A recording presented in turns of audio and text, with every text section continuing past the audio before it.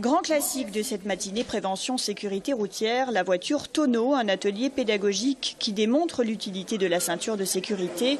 Réaction à chaud. J'ai le tournis, j'ai la tête qui tourne un peu et je tremble. En fait, on a trop peur que ça ne tient pas et qu'on tombe sur la tête. On sent que la ceinture quand même elle aide, elle nous retient vachement. Ça va nous servir parce qu'on est jeunes, voilà, on est un peu inconscient et là maintenant on est au courant un peu. Quand on boit, on ne conduit pas de toute façon.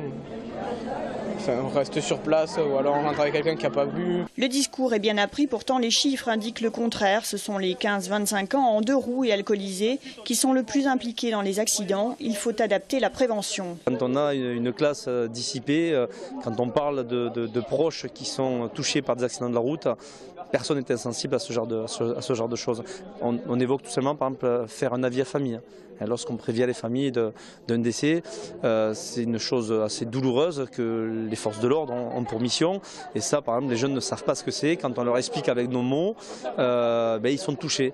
Et à partir du moment où ils sont touchés, on peut parler de sécurité routière. C'est une fille d'à peu près mon âge qui a 16 ans qui est morte et même ça doit faire beaucoup de mal à sa famille. Et donc j'aimerais pas que ça m'arrive, mais ça arrive à mes proches.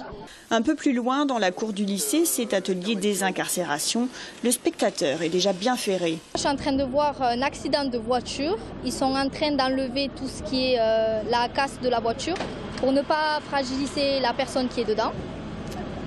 Et voilà.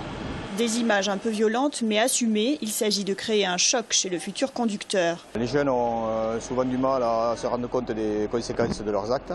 Donc ça permet de leur montrer la durée de l'intervention, la gravité et la complexité de l'intervention.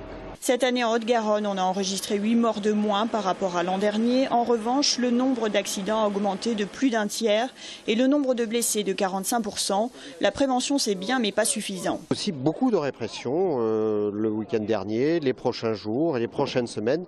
Je vais augmenter effectivement la présence des policiers et des gendarmes sur le bord de la route avec des instructions très claires, d'être non seulement vigilant mais en plus d'être sévère. Car en cette veille de week-end pascal, les contrôles de vitesse par la police et la gendarmerie seront plus nombreux sur les routes des vacances.